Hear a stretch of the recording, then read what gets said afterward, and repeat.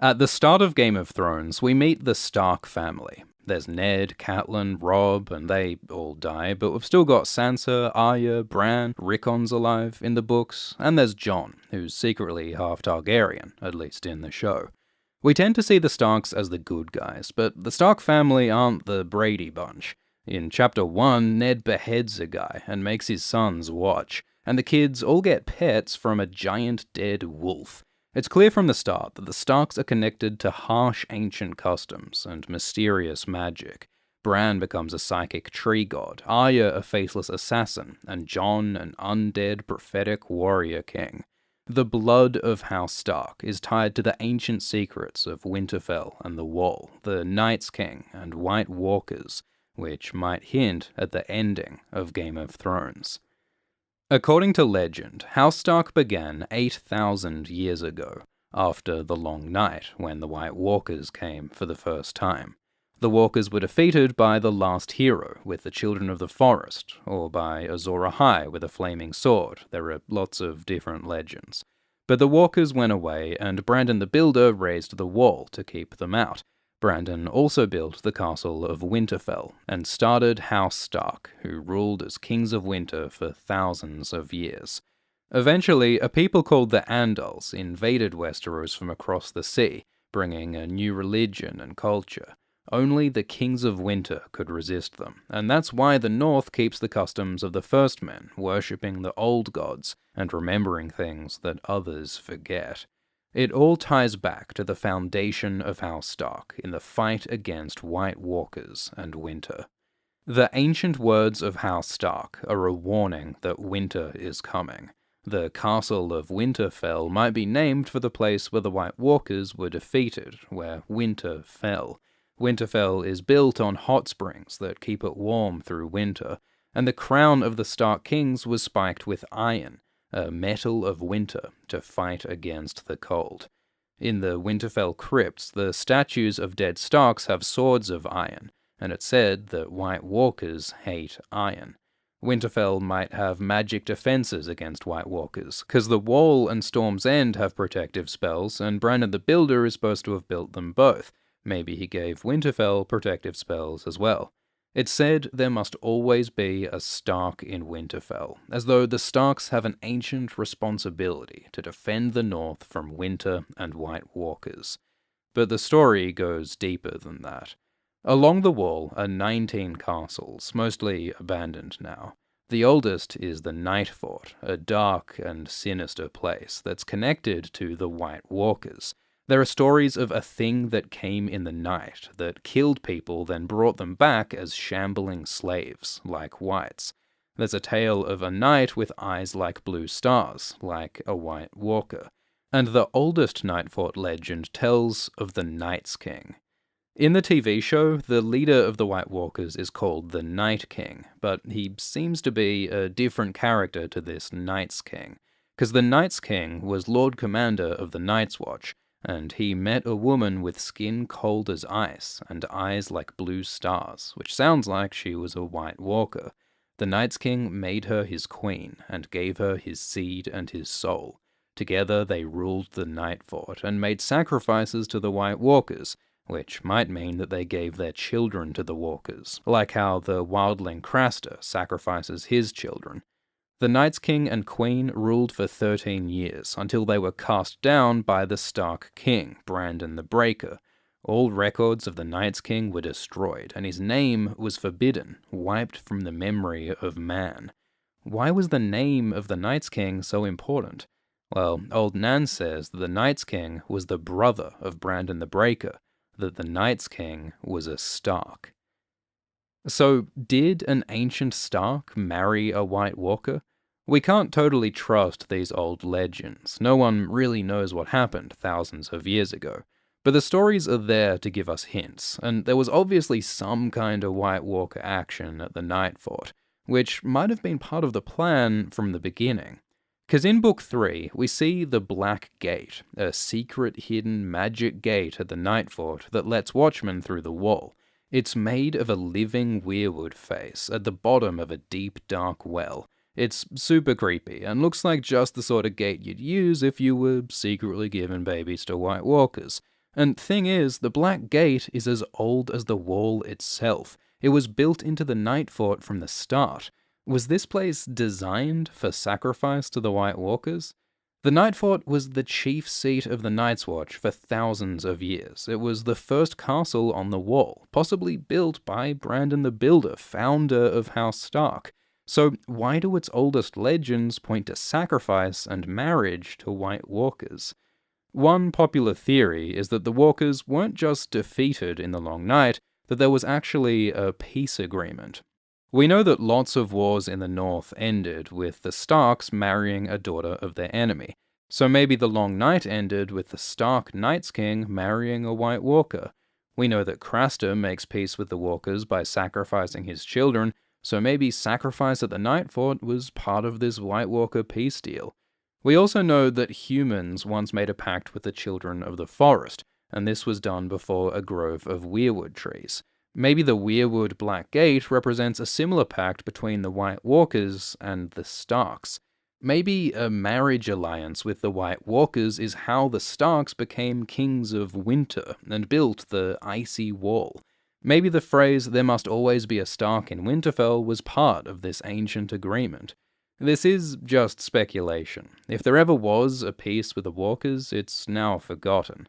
But the Starks might still be connected to the Walkers by their blood. There's a theory that the Starks are descended from the Night's King and his icy Night's Queen. Game of Thrones is full of symbolic repetitions and parallels. It's like poetry, it rhymes.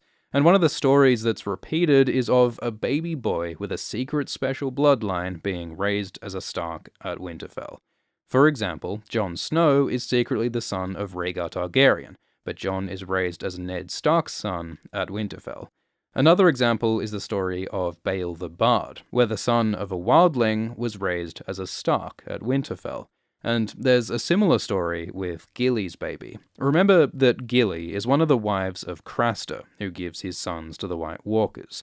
When Gilly gives birth to a son, she and Sam run south to save the baby, passing through the Black Gate at the Night Fort.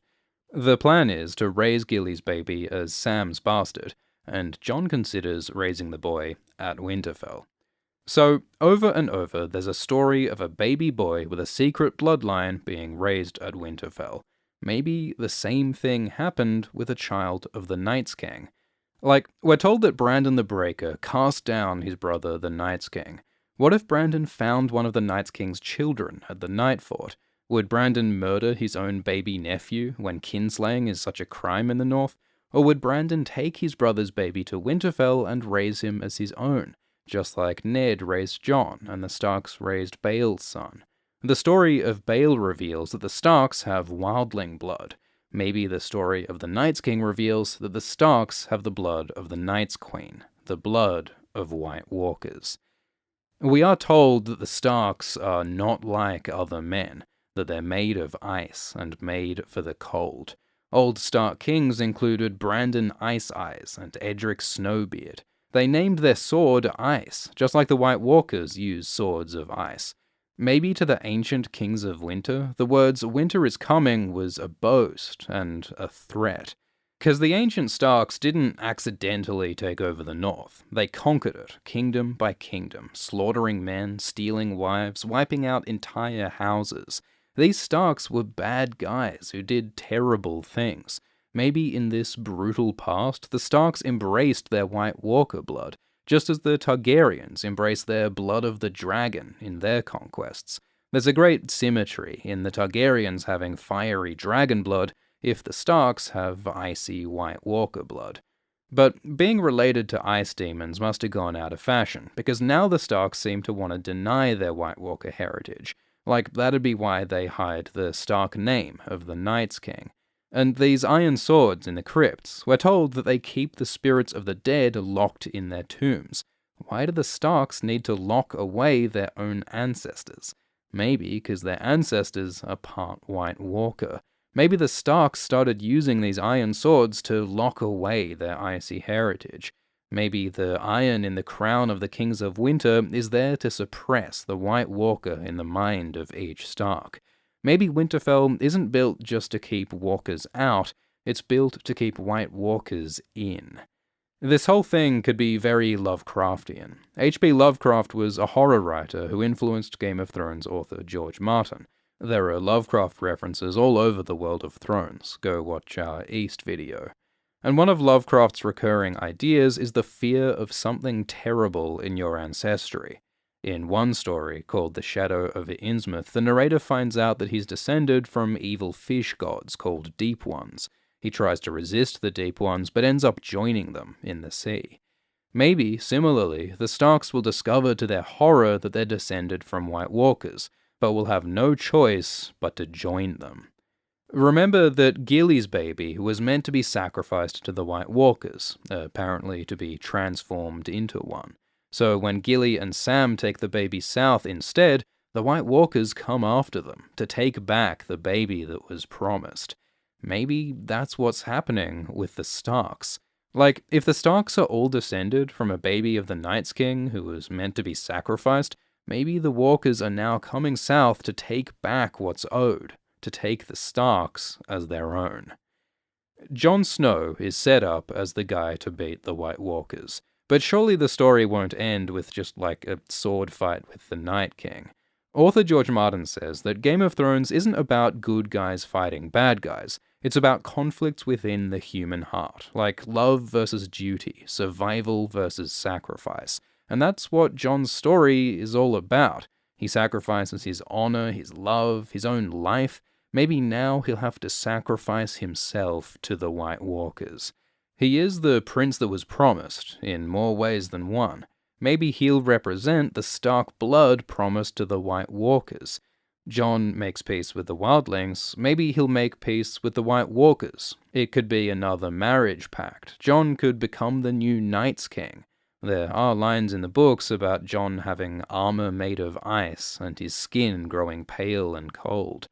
The tragedy here would be that Jon has just fallen in love with Daenerys, so again he'll have to choose between love and duty, between fire and ice, between banging his aunt and becoming a popsicle king to save the world. It's fantasy and it's human drama and it's bittersweet. This could be the end of Game of Thrones. If you liked this video, please like and subscribe. We'll be making lots more videos for the final season of Game of Thrones. For more on the Starks and White Walkers, check out Lucifer Means Lightbringer, Ideas of Ice and Fire, Grey Area, and others. The community's done lots of great analysis on this stuff. Thanks to artists Oriana Weisner, Claradox Papazi, and Urtach Altanos. This video topic was chosen by the patrons at patreon.com/AltShiftX. Thanks to patrons Dr. B, Gyovaidora, Jack Earfon, Travis Laylau, William Applegate, Story Hideo Smith, Majora's Mask, Jordan Bell, Max Campagna, Casper Sedgwick, Sam Goss, and Solvalant. Cheers.